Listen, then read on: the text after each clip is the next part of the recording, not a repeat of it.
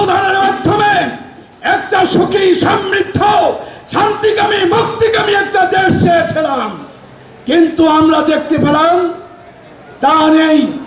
এখন চাঁদাবাজ, দুর্নীতিবাজ, লুটেরা আজ আমাদের সব জায়গায় জগদল পাথরের মতো বসে আছে। আমরা কি এই লুটেরার সাথে আছি কিনা বলেন? এই লুটেরাই আবার বলেছে চরমোনাই পীর সাহেব নাকি নেশা করে। সুতরাং আমরা বলে দিতে চাই, একবার শুধু সিগন্যাল আসবে, তখন এদের পালাবার জায়গা থাকবে না, ওই লন্ডন ছাড়া আর কোনো গতি থাকবে না। আমরা বারবার এদেশের বিভিন্ন ফুলঝুরি কথার মাধ্যমে আমরা নির্বাচনে অংশগ্রহণ করি, কিন্তু সেই নির্বাচনে অংশগ্রহণ করার পরে আমাদের সাধারণ মানুষের ভাগ্যের কিছুই হয় না। এখানে যারা উপস্থিত আছেন অনেকেই জানেন 1970 সালের যেই নির্বাচন হয়েছিল, সেই নির্বাচনে বলা হয়েছিল কোরআন সুন্নাহ বিরোধী কোনো আইন করা হবে না। এখানে উপস্থিত যারা আছেন অনেকেই জানেন তো কথা, নাকি বলেন? কারা কারা 1970 নির্বাচন দেখেছেন? হাত তুলে জায়গায় দেখেন। আপনার সাক্ষী এই বর্তমান প্রজন্মের জন্য। কিন্তু আমরা দেখলাম সেই ফুলঝুরি কথার মাধ্যমে 1970 সালে যে নির্বাচন হয়েছিল, সেই নির্বাচনে এদেশের তৌহিদি মানুষ, এদেশের খেটে খাওয়া মানুষ, মজদুর মানুষ, তাদের অধিকার বঞ্চিত করা হয়েছিল। যার পরে 1971 সালে এদেশে গণ আন্দোলনের মাধ্যমে এদের স্বাধীন হয়েছে। কথা ঠিক কিনা? আমরা 1971 সালের পরে এরপরে আবার যারা এদেশে ক্ষমতায় মসনদে এসেছে, এক এক সময় এক এক বার্তা নিয়ে এসেছে। কেউ সংবিধানে বলেছে বিসমিল্লাহ সংযোজন করেছেন, কেউ বা সংবিধানে এরকম ভাবে মুসলিম রাষ্ট্র সংযোজন করেছেন।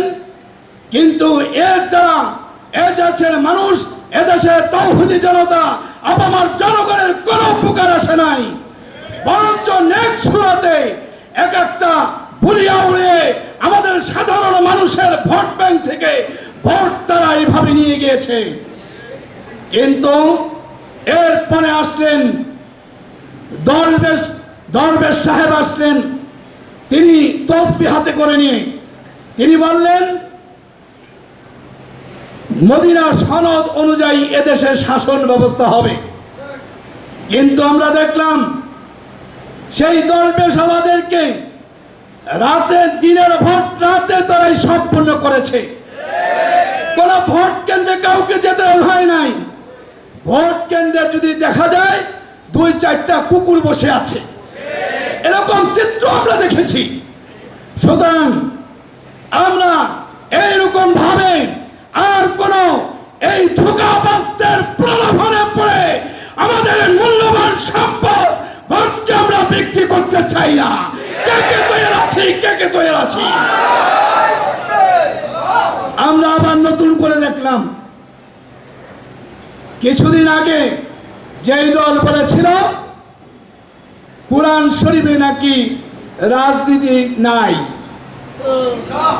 তিনরাই আবার বলতেছে টুপি মাথায় দিয়ে যে কোরআন সুন্নাহ বিরোধী কোনো আইন করা হবে না। আমরা স্পষ্ট বলে দিতে চাই, নির্বাচন আসলে মাথায় টুপি দিয়ে আর ওই মসজিদে গিয়ে আর জানাজায় অংশগ্রহণ করে যারা শুধু নির্বাচনের মাঠে এরাই ধর্ম ব্যবসায়ী, এদেরকে প্রতিহত করতেই হবে। আমরা আরো দেখেছি, আমরা জুলাই অভ্যুত্থানের মাধ্যমে একটা সুখী সমৃদ্ধ শান্তিকামী মুক্তিকামী একটা দেশ চেয়েছিলাম, কিন্তু আমরা দেখতে পেলাম তা নেই। এখন চাঁদাবাজ, দুর্নীতিবাজ, লুটেরা আজ আমাদের সব জায়গায় জগদল পাথরের মতো বসে আছে। আমরা কি এই লুটেরার সাথে আছি কিনা বলেন? এই লুটেরাই আবার বলেছে চরমোনাই পীর সাহেব নাকি নেশা করে। সুতরাং আমরা বলে দিতে চাই, একবার শুধু সিগন্যাল আসবে, তখন এদের পালাবার জায়গা থাকবে না, ওই লন্ডন ছাড়া আর কোনো গতি থাকবে না। আমরা হুঁশিয়ার করে দিতে চাই, ইসলাম নিয়ে, মুসলমান নিয়ে, দেশ নিয়ে আর ষড়যন্ত্র করা যাবে না। আসুন সামনের দিনগুলোতে যতগুলি ইসলামী দল আছে সবাই কাঁধে কাঁধ মিলে আমরা একটা বাক্স রেখে আমরা ভোট প্রদান করব।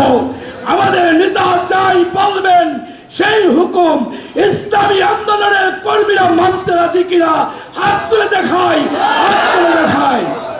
সর্বশেষ বলতে চাই, বাঘ যেরকম ভাবে বাঘের লেজ দিয়া কান চুলকানো সম্ভব না, তৎভাবে আমাদের কটাক্ষ করে, আমাদের বাধা প্রদান করে আপনারা নির্বাচনে আসবেন, এটাও সম্ভব না। আমরা সর্বশেষে পেয়ার পদ্ধতির মাধ্যমে নির্বাচন চাই। পেয়ার পদ্ধতি ছাড়া দুর্নীতিবাজ, কালো টাকাবাজদের রুখার আর কোনো সম্ভব নাই।